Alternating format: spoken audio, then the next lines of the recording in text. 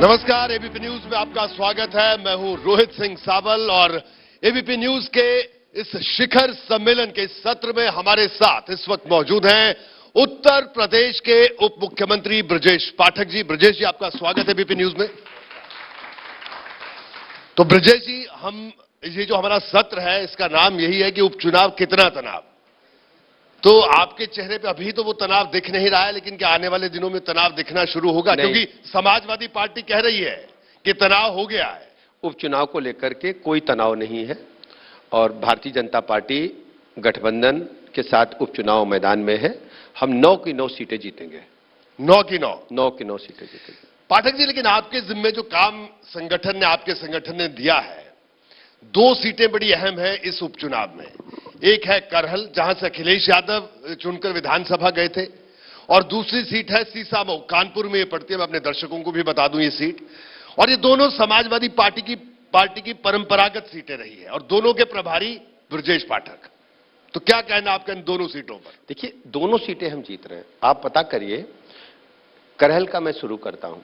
करहल में जो भारतीय जनता पार्टी के प्रत्याशी हैं, जिन पर नेतृत्व ने मुहर लगाई है, वो जन जन का भरोसा जीत रहे हैं। और लोगों ने जिस ढंग से एक मान लिया था कि ये राजपाट है, राजा जाएगा तो अपने उत्तराधिकारी को बिठा कर जाएगा, करहल के लोग अब स्वीकार नहीं करेंगे। करहल के लोगों ने मन बना लिया है कि भारतीय जनता पार्टी को इस बार जिताएगा। लेकिन ब्रजेश जी, ये आत्मविश्वास कहूं इसे, या अति आत्मविश्वास, ऐसा ही लोकसभा चुनाव में भी दिखा था। देखिए, लेकिन लोकसभा चुनाव के जो नतीजा है, पूरे देश भर, पूरा देश आज भी चकित है। रोहित जी, मैं स्पष्ट कर दूं, लोकसभा चुनाव भारतीय जनता पार्टी के खिलाफ केवल इंडी गठबंधन ही नहीं लड़ रहा था। कुछ ऐसी ताकतें जो पर्दे के पीछे से बैठ करके देश को कमजोर करना चाहती हैं, दुनिया के पैमाने पर मैं कहना चाहता हूं, ऐसी सभी ताकतें चाहती थीं कि देश में भारतीय जनता पार्टी की सरकार कमजोर हो। और मैं कह सकता हूं, जो निगेटिव नैरेटिव इंडी गठबंधन ने, समाजवादी पार्टी ने, कांग्रेस ने प्रदेश में देने का काम किया था, खटाखट फटाफट सटासट कि आपके खाते में पैसे आएंगे, आप चश्मदीद गवाह रहे। आपके चैनल पर खबर चली थी, बड़ी संख्या में ऐसी महिलाओं ने, ऐसी बहनों ने उनके कार्यालयों का घेराव किया। पैसे कहां हैं?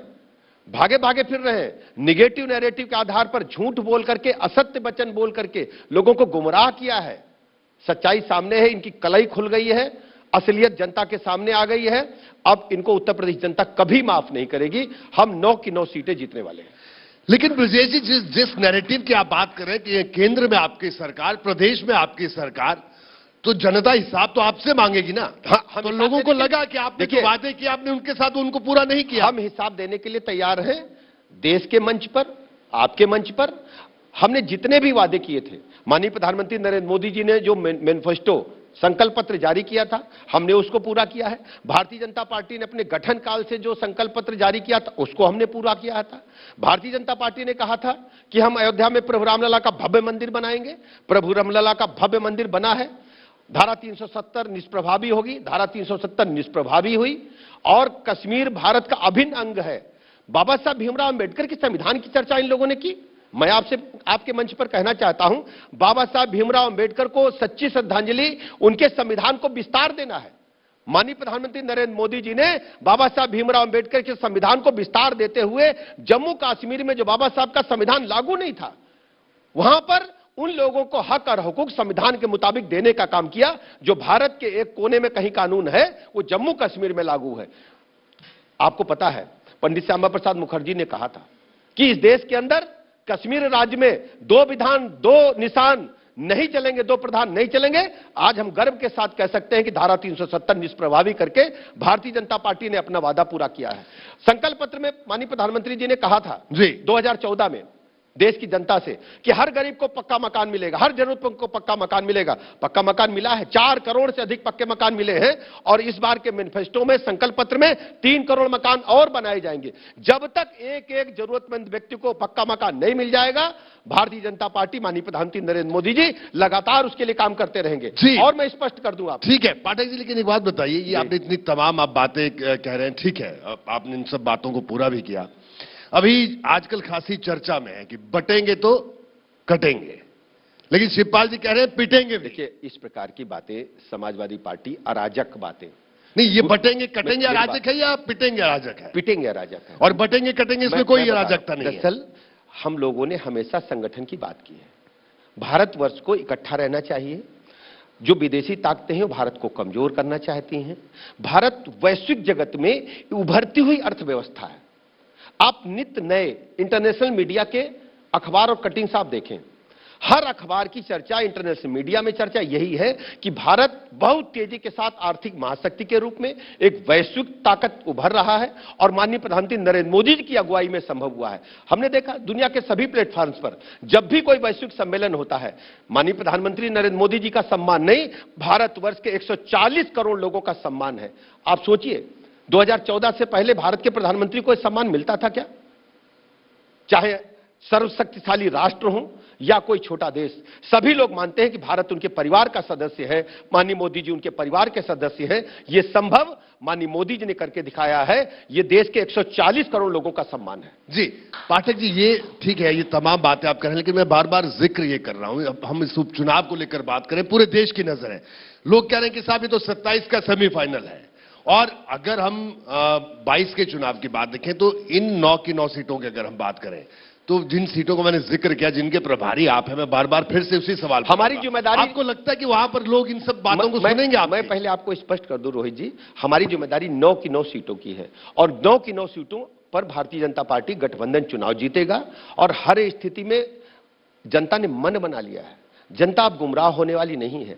देखिए, समाजवादी पार्टी के डीएनए में समाजवादी पार्टी जब जब ताकत में रही है, गुंडे, बदमाश, लुच्चे, लफंगे, इवन देन बहू बेटी की इज्जत आबरू को बुरी नजर से देखने वाले, प्लाट मकान दुकान कब्जा करने वाले, व्यापारियों से, उद्योगपतियों से चौथ वसूली करने वाले, आज मैं कह सकता हूं लखनऊ में और किसी भी बड़े शहर में रात 12 बजे भी हमारी बहन अपने घर से निकल करके आपको चौराहे पर आइसक्रीम खाते मिल जाएगी। आप रात में निकल करके देखिए, किसी की हिम्मत नहीं है कि हमारी बहन बहू बेटी की तरफ बुरी नजर से देख ले।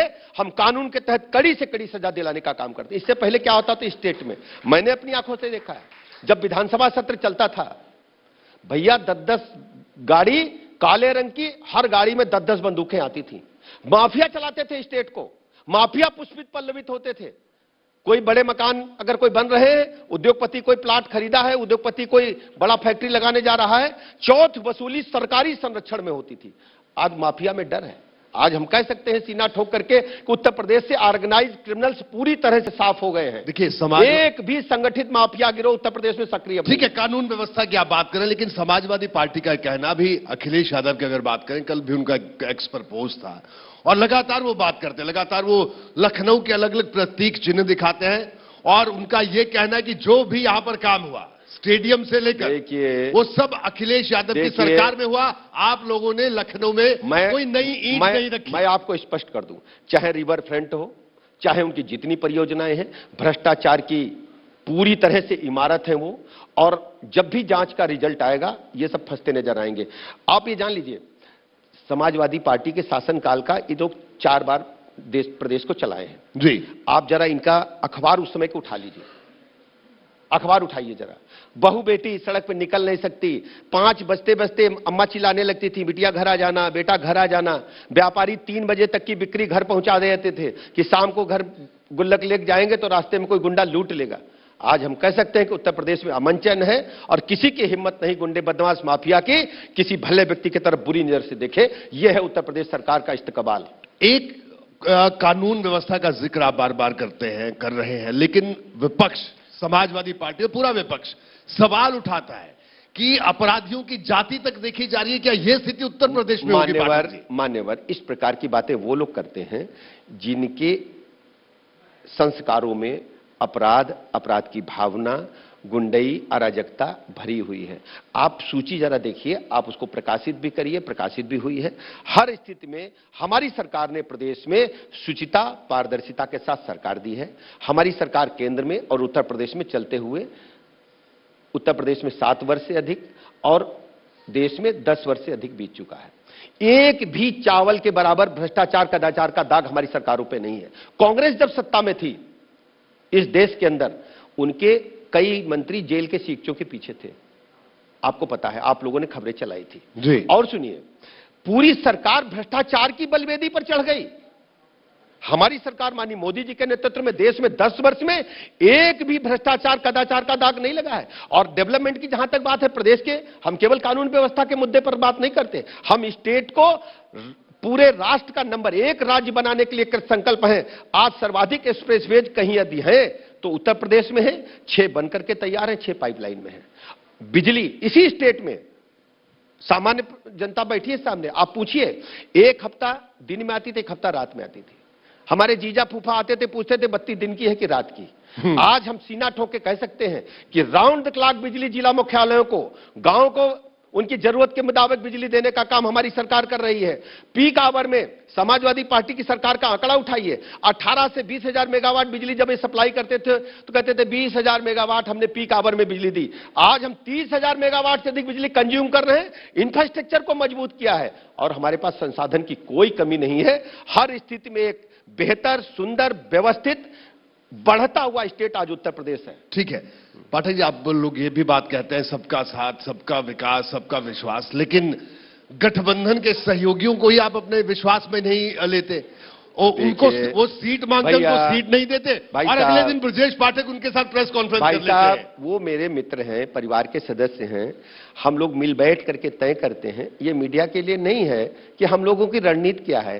हम सब मिलकर के, हम भी जानते हैं, आपके मित्रों को हम भी जानते हैं, राजनीतिक मित्रों को मिलकर के, हम सब गठबंधन के साथी मिलकर के जो इंडी गठबंधन है इसको परास्त करेंगे और देश की जनता को, प्रदेश की जनता को सच्चाई बताने का काम। तो ये बताइए, आपने निषाद जी को कौन सी घुट्टी पिला दी, क्यों मान गए? अरे निषाद जी मेरे मित्र हैं भाई जी, और मुझे बताते हैं, मैं उनको बताता हूं, हम लोग साथ रहते हैं, राउंड द क्लॉक बात करते हैं और हर स्थिति में प्रदेश की जनता को हम गुमराह नहीं होने देंगे और प्रदेश को शुचिता, पारदर्शितापूर्ण, बेहतर से बेहतर शासन देने। देखिए पाठक जी, जो लोकसभा चुनाव हो उस वक्त भी आपके ऊपर जिम्मेदारी संगठन ने दी थी, तोड़फोड़ की जिम्मेदारी आपके ऊपर थी कि जो ज्वाइनिंग, रोज देखते थे आप 10 लोग लेके रोज आप मीडिया के कैमरों के सामने आते थे। आज 10 लोग बीजेपी ज्वाइन कर रहे हैं, 20 लोग बीजेपी ज्वाइन कर रहे हैं।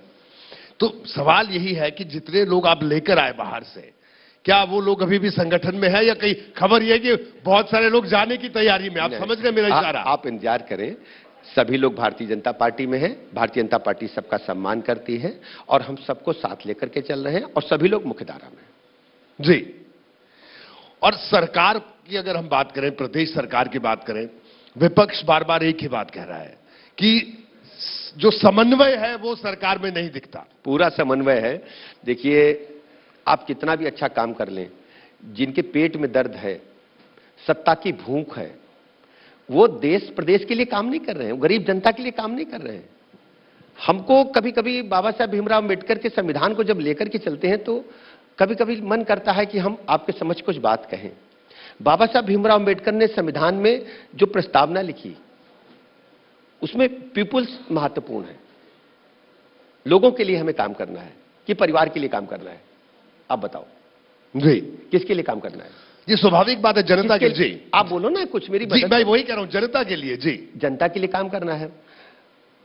पापा हटेंगे तो भैया आएंगे, भैया हटेंगे तो भतीजा आएगा, भतीजा हटेंगे तो बुआ का लड़का आएगा, बुआ का लड़का हटेगा तो पोता आएगा, पोता हटेगा तो बहू आएगी। ये क्या है? लोकतंत्र का मजाक बना रखा है आपने।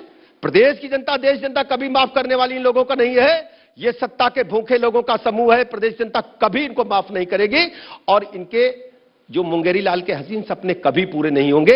ये जब जब पावर में आएंगे व्यापारियों को लूटेंगे, प्लाट मकान दुकान कब्जा करेंगे, बहू बेटी की इज्जत आबरू खतरे में डालेंगे।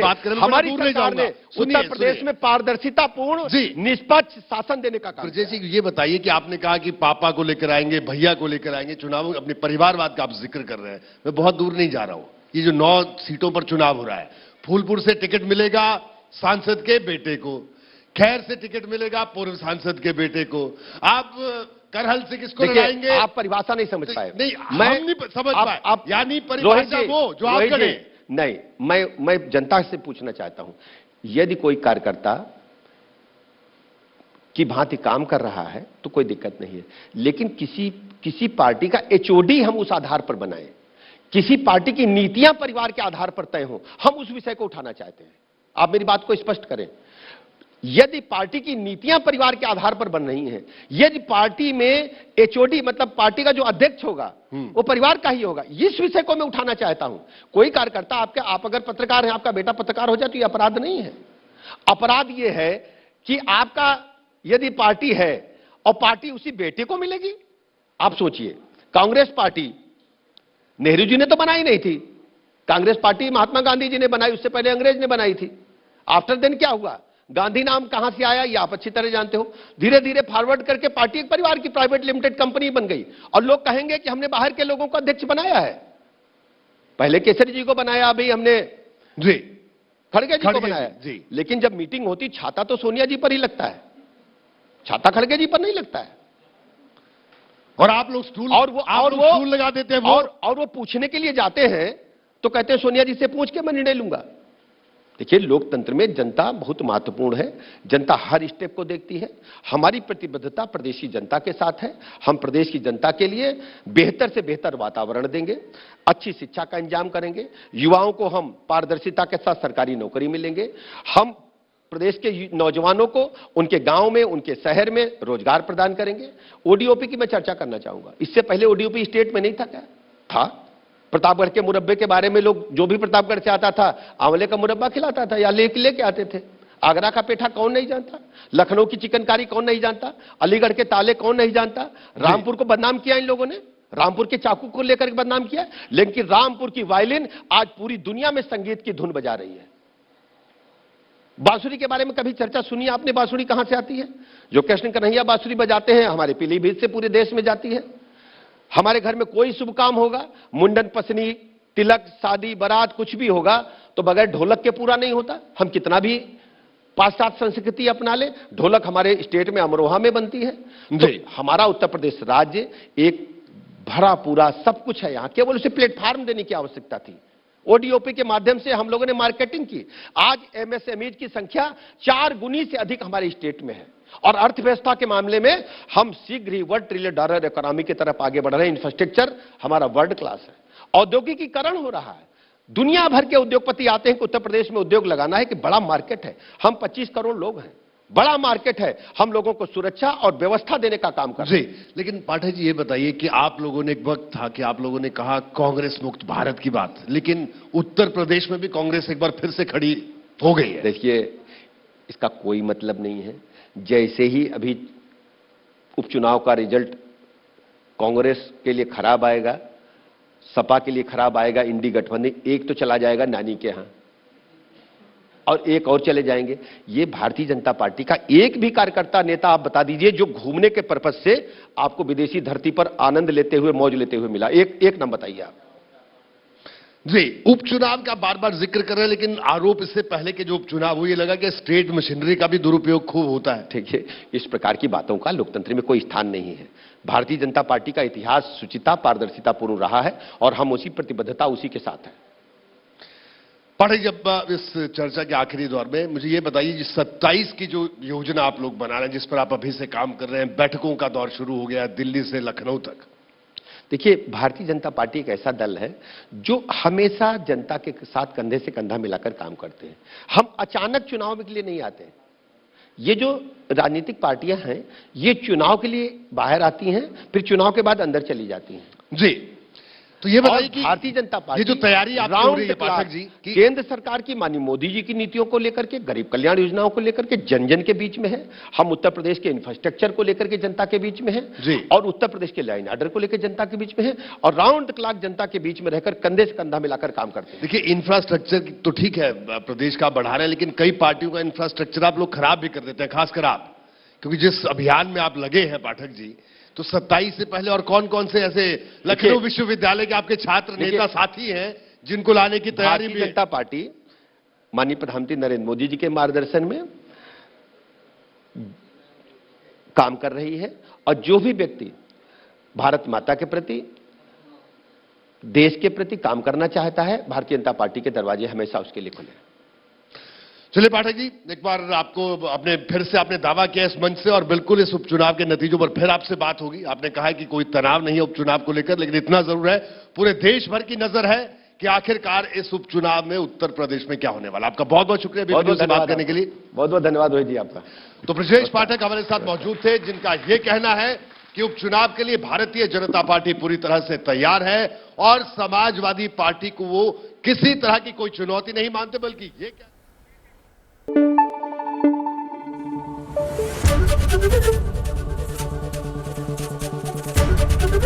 ABP न्यूज आपको रखे आगे।